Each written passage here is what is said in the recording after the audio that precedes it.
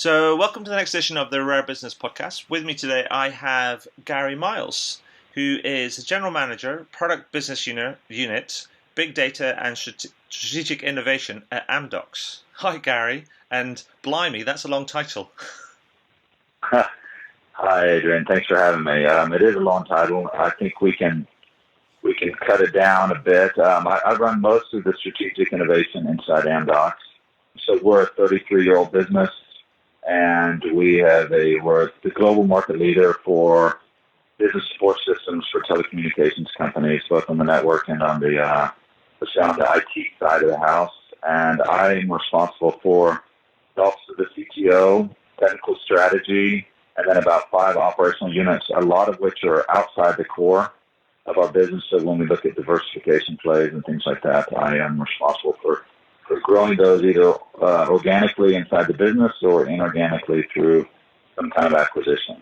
Excellent. Now, the reason that sort of joining the dots on all of this is that I interviewed Jim Dixo of Sunday Sky back in late 2013 about their smart video technology and how they were working with AT&T, and he told me that the idea about all of that came out of the AT&T Foundry. However, then I kind of found out that it's actually Amdocs is a driver behind the Foundry, and I was like, wow, that's really interesting. I'd like to find out a bit more about that. So can you tell me a little bit more about the Foundry and how that works and how it all comes about? Sure, Adrian. So the Foundry is inside our CTO office.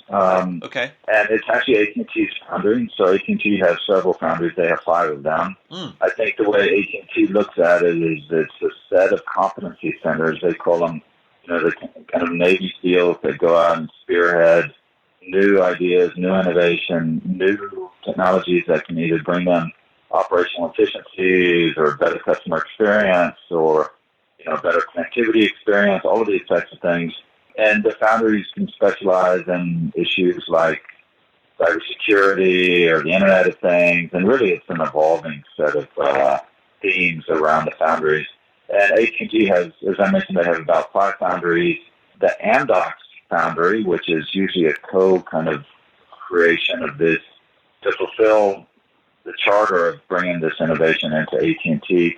The Amdocs and AT&T Foundry is the only one outside of North America. It's in Israel. Right. I think what AT&T had in mind when they established it is there's a lot of innovation that comes out of Western markets like the States and UK, etc. And there's a lot of innovation that comes out of Israel, and I think they wanted to tap into that kind of startup nation mentality that was there and see what kind of technologies they could bring back to their core business, like the Sunday Sky, build capabilities that we help them find in Israel and then bring into their customer experience in the North American market. Excellent. Now, I mean, is there other things that have come out of the Foundry work, or they're also going to other things that have come out there in the Foundry work in particular, or is there other things that you guys are working on, kind of like that's come out of your foundation that kind of that are new and exciting in that sort of customer experience space? Sure. Now, on the Foundry, it's as I mentioned, it's an AT&T Foundry, and we're very much a part of it. But I think that and we help them do scouting. It's really actually we do it together, right? So there's AT&T personnel, there's Amdocs personnel that sit in the same facility. There's a leader from both sides, and we really, if we want to drill into any type of thing, whether it's connected car or as I mentioned, cybersecurity or network virtualization or video build presentation or video technologies in general, over the top type of approach to streaming or advertising in the video space, we help them find solutions, and then the AT&T, the way the Foundry works is then they usually get a business line inside AT&T that says, hey, we really want to try to bring innovation to our business sector in area XYZ, like some of the ones I just mentioned, and then we go out and help them source that and bring in these agile startups, which we think that both AT&T and Amdocs move relatively fast in terms of innovation. Right. But for sure, tapping into the startup space, and they are smaller, agile, and a lot of times have the ability to focus and drive innovation, at least at the very beginning, quicker. And so we like to try to leverage that as much as possible as part of an ecosystem that we can bring to AT&T or other carriers like AT&T. Okay, and do you work with other kind of carriers to do that sort of the same thing like you're doing with AT&T now? So we have some other foundries. I would say that for the most part, we have our foundry with AT&T is, or let's say our partnership with AT&T in this regard is the most advanced because they've invested heavily alongside us. We have a facility, etc. But we have really close design partnerships with a lot of carriers worldwide. Right.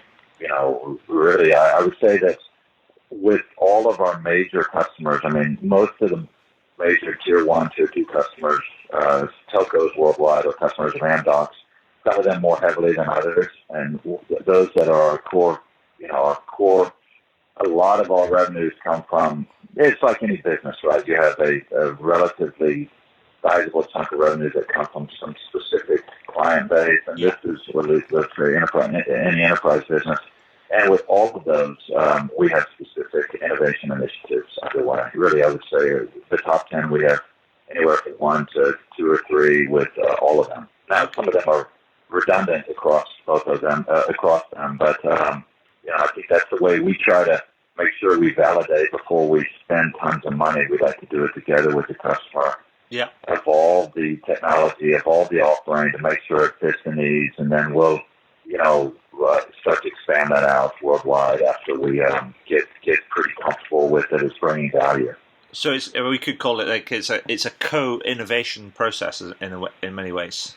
Exactly. We like to call it a co-design partnership. Okay. And it's completely because they live and breathe these problems. They're in the trenches of customer service and rolling out cell site towers and all these types of things. And we're in the business of building software that we can build very cost effectively, replicate it, build a long-term roadmap where one customer doesn't need to pay for all the development of it, right? They want to have it spread out across a wide customer base, but they'd like to have it geared towards their roadmap and their needs. So we find that balance, and I think it's the most efficient way. We see some carriers that want to be software development companies, and it works to different degrees, but I would say in general, the premise that they're running and operating a network, a customer base, that all of the intricacies of that, and we as a partner bring them technologies it seems to be the best model for success for us and the industry as a whole. Excellent. And so, is there anything that that any other innovations that are, say, earlier in your pipeline or that are coming kind of through that that you're sort of excited about, and things that you think, wow, this is coming up kind of like soon, and this could have a big kind of impact? That obviously the ones that you can tell me about, and particularly in that sort of CX improvement space.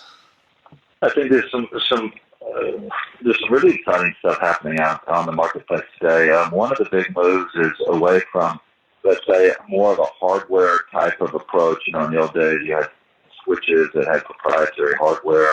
Really, all the network equipment was more or less kind of tied to specific built-for-purpose hardware. And that's an expensive proposition to buy and then to maintain for carriers. Uh-huh. And so, as the world moves into distributed data centers and spinning up software capabilities in these data centers, depending on the elasticity of the demand, right? So, if you're going to have a big event like for the Olympics or for a game or even to spin up and down network connectivity for these type of events, if the traffic flows, this is all becoming much more dynamic. It's called, really continuous service fulfillment, and to be able to raise service capabilities and lower them in data centers as opposed to building whole stacks of hardware and software that were engineered, for some capacity peak, but really only running at 40% of that capacity most of the time to try to be more cost effective. This is a product that we've built. A lot of vendors are building it. It's all around network virtualization and software-defined networks. This is an example of an innovation that we rolled out in my unit, and because we were able to, I think we have a methodology for building new technologies, understanding the ecosystem, understanding how to take it to market. That's what we specialize in inside Amdocs, inside the larger organization. And really to build it up, and then in this case, we'll attach it back to the core. So this is a next generation OSS. I don't know if you're familiar with OSS technology, but it basically has an inventory of every, all the switching and routers, both the logical and physical in an operator's network, and how you can provision them. Well, as that moves into the data center, that's a next generation OSS. So we took that, we incubated it, we built it, we GA'd a product, and then we moved it into our core, which is, one of the major product units inside Amdocs, which is our OSS. And this is a next generation roadmap product that they can start to promote to their existing customer base and help that customer base evolve from a GSM operating model to a traditional S7 operating model to a data center operating model. Right. So that's an example. Other types of examples, connected home is one. I don't know if originally the carriers were pushing and going for, space in the pocket with the telephone connectivity. Now that we reached 100+%, obviously you've got broadband connectivity and fixed line into the home, but that broadband is open to churn, so people are trying to the carriers are trying to bring more value into the home. So they're doing things like offering a digital home. So you've got a set-top box in the home. Maybe you have a residential gateway that talks to motion detectors, video cameras, smoke alarms, water leak detectors, and all of these can hang off of the core connectivity that the telco provides and have a cloud-based service to, provide home security, these types of things, which are very sticky services, bring real value. And so this is a new type of quintuple play. This is another product that we've rolled out. We just signed an 8-country contract with the carrier to put this in a multi-tenant environment in the cloud. So these are areas which very much touch customer experience, by the way, because you're on the device, you're in the tablet, you're putting people in touch with the things they care about, not just people. And so these are a couple of examples. I think we have a lot of them, but they're not traditional to a IT billing company, which, was the predominant part of our business 10, 15 years ago before we moved into more customer experience and a broader suite of services. Nice. I mean, it sounds kind of really interesting. I mean, probably I've worked in innovation kind of units before for big kind of corporates, and I guess that you probably kind of, what's the expression? You probably have to kiss a lot of frogs before you find your prince, in many respects. So what sort of top tips or innovation lessons have you kind of learned that you could kind of pass on to our listeners and readers? So, one of the things that, Adrian, that we try to promote is that failure is okay. Uh-huh. I think that we want to reward people that are willing to stick their neck out and take some risk.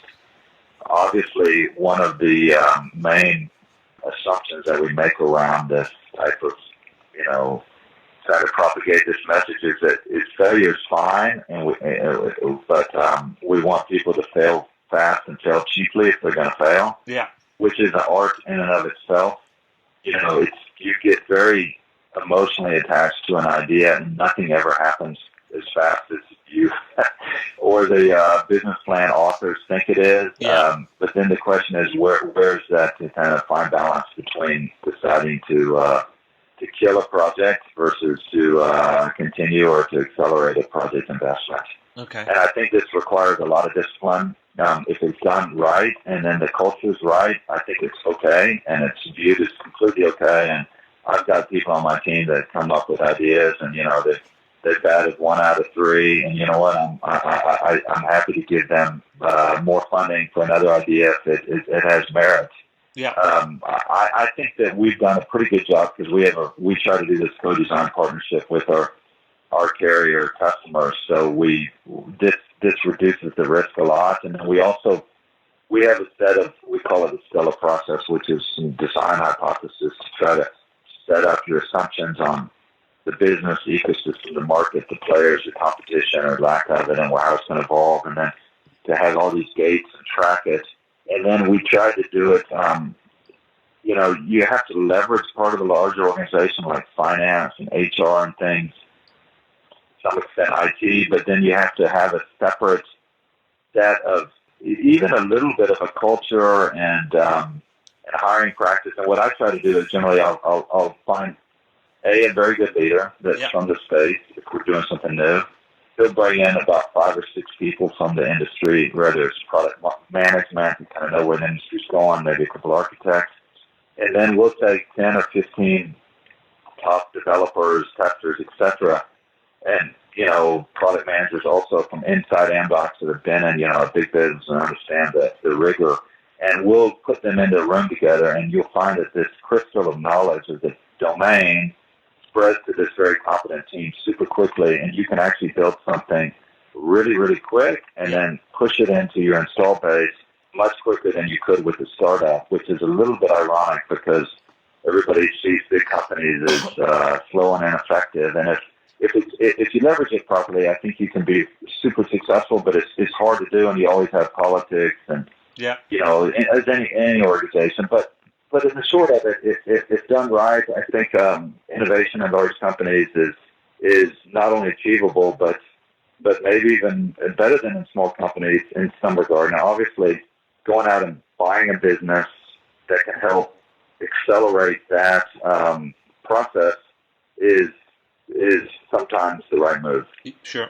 So I've worked in some innovation units. In fact, I worked for an innovation unit for some time ago for a big energy company, and one of the challenges there was that we generated a lot of ideas, but some of the ideas the expression was our executive committee wouldn't get out of bed for something that's that small.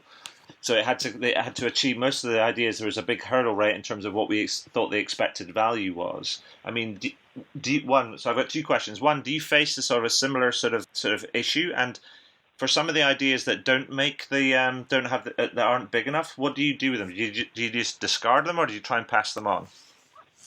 Right. That's a really good question. We have a design development process where we take several ideas, and it's a little bit distributed, so I don't see all the ideas obviously in the overall company, and so there's a lot of innovation that goes on that I'm not privy to until some point in its life cycle. But you can only incubate so much, and you can almost, like, our client business unit is responsible for all the client relations and the P&Ls and the sales of our portfolio to our customers. And you almost don't want to distract them with too many products because it gets a bit confusing. So we do try to focus on ideas that can be needle movers. Right. Or that are small things with small investment that can bring real value on top of our core. Like let's say we do a major transformation. Yeah.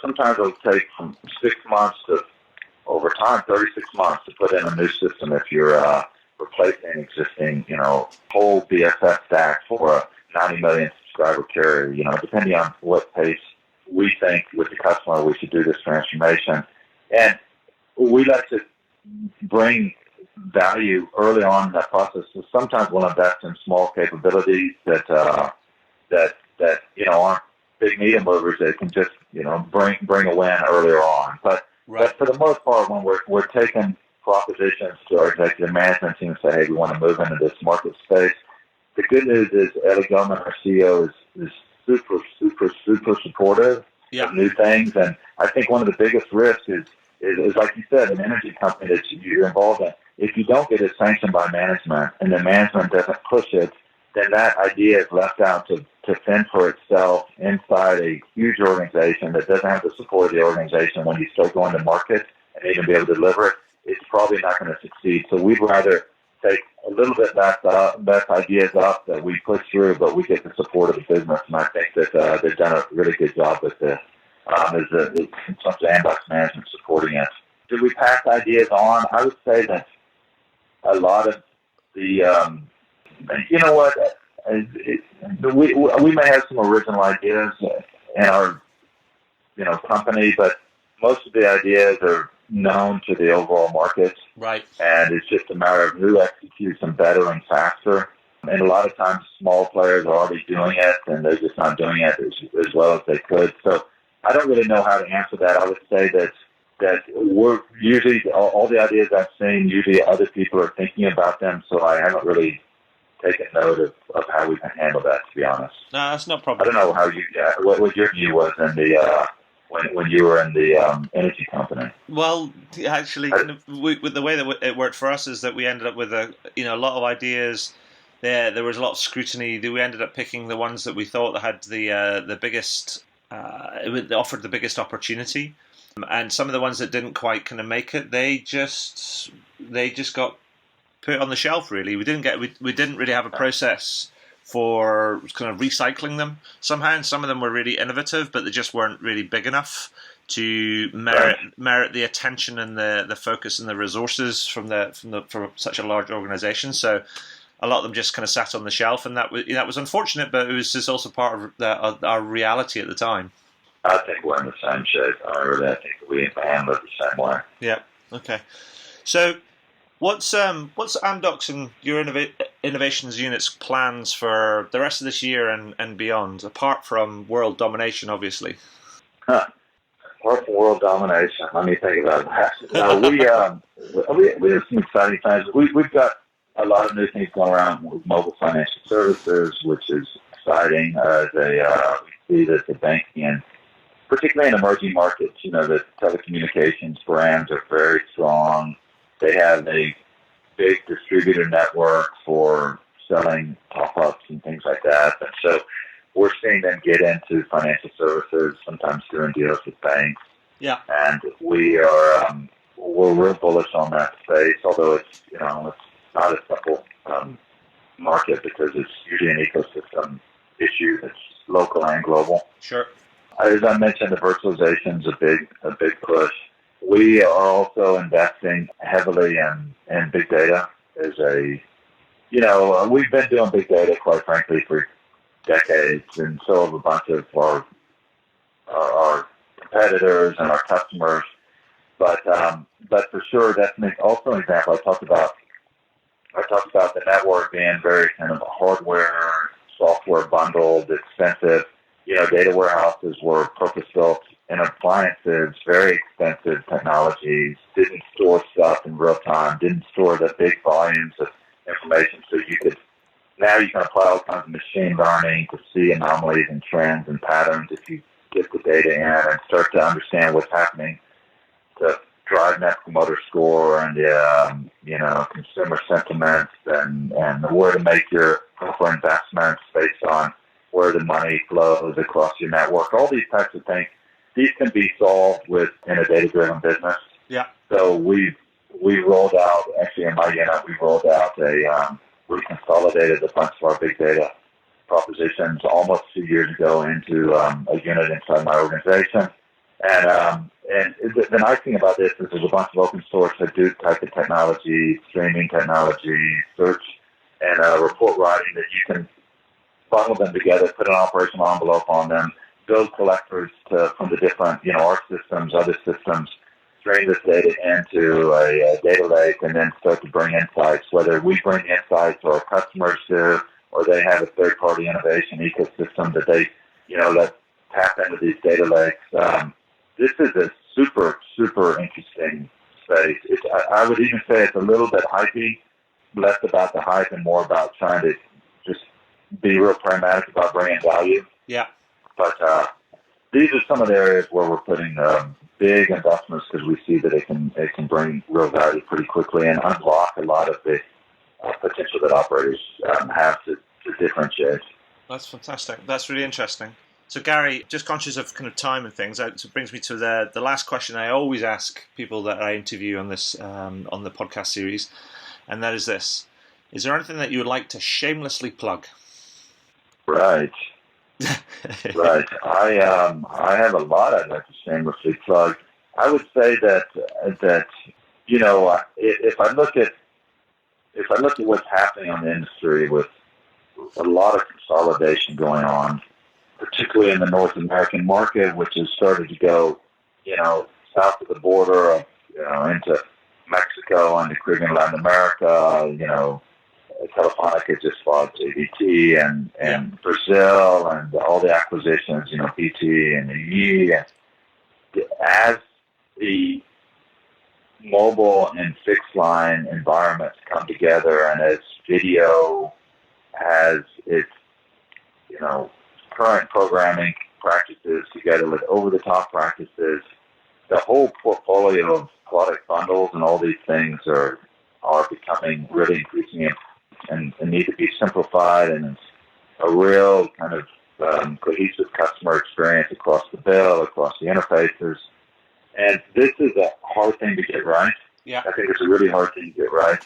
And it's all around having a smart product catalog and to be able to provision these things seamlessly and deal with like orders through the cache and not have order fallouts and this type of approach. And this is where we are.